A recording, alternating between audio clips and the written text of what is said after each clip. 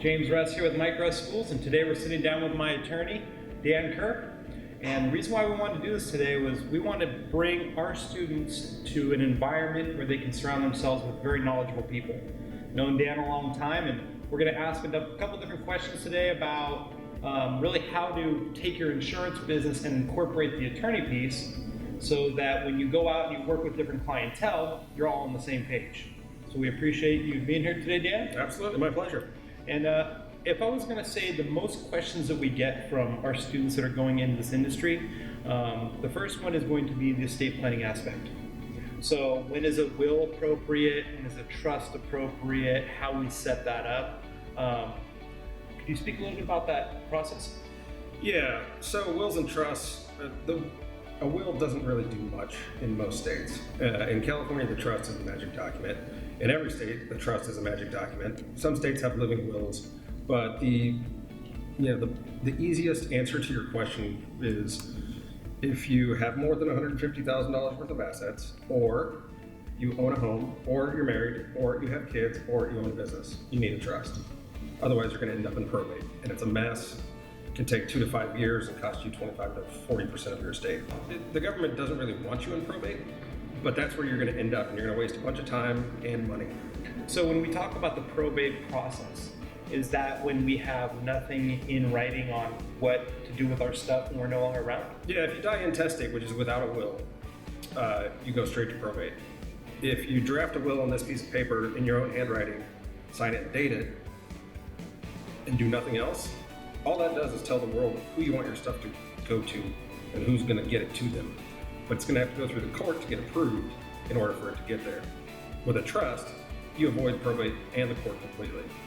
So when you sit down with clientele, are you shocked at how many people believe their will is suffice to make it happen? Yeah, absolutely. If you look at the Google search results, wills are searched millions of times more than trusts.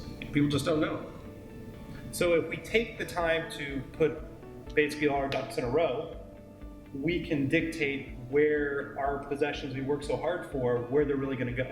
Yeah, without wasting any money or time getting them there. With a trust administration, you can get your assets to your heirs within 2 to 14 days versus 2 to 5 years. So my one option is sit here and fight with the government for 2 years. And hire an attorney to do so. Oh, so we got, of course, okay. And watch 40% of everything I worked for disappear. Just flush it down the toilet. Or I can take the time to do an inventory, meet with an attorney like yourself to put it together correctly. It takes less than 2 hours. And we're good to go. So it really seems like it's one of those housekeeping things that people always say they're going to get to. Yep. But it just doesn't happen. It's one of those I's that you got to dot and T's you got to cross if you want to set your family up right. I can tell you some horror stories. I've seen a lot of messes. So if I wanted to, for example, have a signed baseball go to my son, I want to make sure that that asset goes to that person. That'd be something I put in the document, correct? Absolutely. That's called a specific distribution. Who signed it, by the way? A Padre, hopefully. Actually, you know what? I got it from my cousin. It's the 1961 Yankee ball. Ooh, nice. So it's something that's worth a lot of money. I want to make sure it goes into the right Yep. hands. All you have to do is write it down in my little questionnaire. I want this to go to my nephew, John. Perfect. We draft it in your estate plan, and it's as simple as that. So do I have to file a tax return for the trust every year? Nope. Once you and or your wife, if you're married, are deceased, the trust will get a taxpayer identification number, but it will use your former or your spouse's former social security number. So it doesn't file taxes while you're alive. That's a revocable living trust. There are some trusts that do, but we're not talking about that right now. Okay. And then, so when would I update it? Yeah, my rule of thumb and what I tell clients is anytime you see something on the front page of the newspaper, check your trust, the law just changed, or the estate tax just went up or went down. Take a look at your trust document every 2 to 5 years. It's not quite a rock, it's not quite a plant, but you have to give it a little love and make sure that the people you've nominated to take on the role of passing your possessions on, the responsibility to passing your possessions on and your assets on to whoever, like the baseball, you want them to go to. You want to make sure that those people are still A, alive, and B, still the people you want in charge. So not only possessions, but let's talk more about like a healthcare directive. If something happens to me and I'm in the hospital, like who's going to make the decision regarding my healthcare? Is that part of that document? Yeah, so we put together a comprehensive estate plan, which includes an advanced healthcare directive and a healthcare power of attorney. So, and a HIPAA authorization, so that you can release your medical records to the person you give the authority to make your healthcare decisions for you if you're unable to. So, you know, if you die of old age, like we all want to, right? You're going to be incapacitated legally, which means you can't manage your own decisions or affairs financially or health-wise, 8 to 12 weeks out. That's when hospice comes in. You're not gonna be able to sign your name, pay your bills. So these two documents, California Advanced Healthcare Directive and a durable power of attorney or uniform statutory power of attorney here in California, those are the two financial documents. You can give, say, your spouse or a child or someone who is healthy the ability to make the decisions that you would have made, and you can actually state in the document what decisions you would make if you're incapacitated and unable to make your own decisions. You can give them the power to make those decisions for you within the four corners of that document. So it sounds like if we don't take the time to make all these decisions, somebody's going to do it for us, and we might not be in the position that we wanted to be. So the alternative is, you know, especially if you have a large family or spouse doesn't get along with brother and mother-in-law. That would never happen. Never, ever. You know, those are the situations you really want to have one, because if you don't, guess where you have to go to get the authority to make someone's health decisions for them? The court. And you have to get a conservatorship, and that's really expensive. Okay. And not fun, especially if it's contested. So something that's dear to my heart, I have children, obviously. You know that we've been friends for a while. There are certain people in my family that I would never want to take care of my children. Right.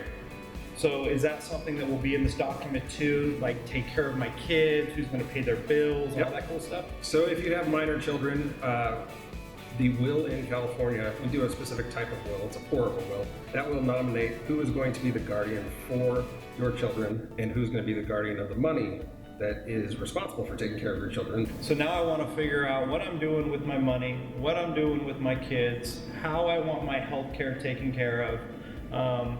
Sounds like a lot of decisions that are, you know, they're decisions that people just don't think about when they're alive. Just take the time to think, you know, my grandmother died and she didn't have a power of attorney. She didn't have a healthcare directive. We didn't know if she wanted to be buried or cremated. You know, our family got together, we thankfully all agreed, but if we didn't, then there would have been a fight over the remains and where they were going to go. So just think, do you want to be buried or cremated? If so, all you got to do is tell me. So have you seen families just torn apart when it comes to inheritance, things along that line? As soon as there's money on the line, family no longer is family. The fighting starts and it gets really bad really quickly. Wow, so it really sounds like if we don't address these simple things and take the time, the 2 hours to do so, we could really be setting up everybody into a war, really. Absolutely. And I mean, it's no fault but your own for not doing it. It's simple, easy, and cheap. Guys, it's really important that you take the time to at least introduce what a trust is to your clientele. We want to make sure that we're putting them in the position to really have that family go forward and be prosperous. And it really seems like the insurance agents, what we need to do is take the time to network with people like Dan, that this is his profession, this is what he does, ask the right questions, and make sure really that the insurance policies that we're setting up are going to work in conjunction with their trust.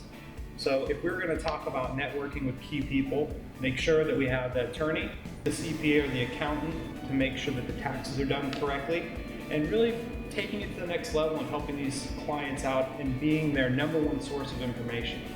Because it sounds like this could be a serious mess if it's not done correctly. And it's easy to avoid. It just takes one person making a decision. Hey, you know what? I'm going to get this done this year. Hey, I'm going to get this done this week. Let me just make a call, set up a 1 hour meeting. We'll fill out the questionnaire together. You're on your way.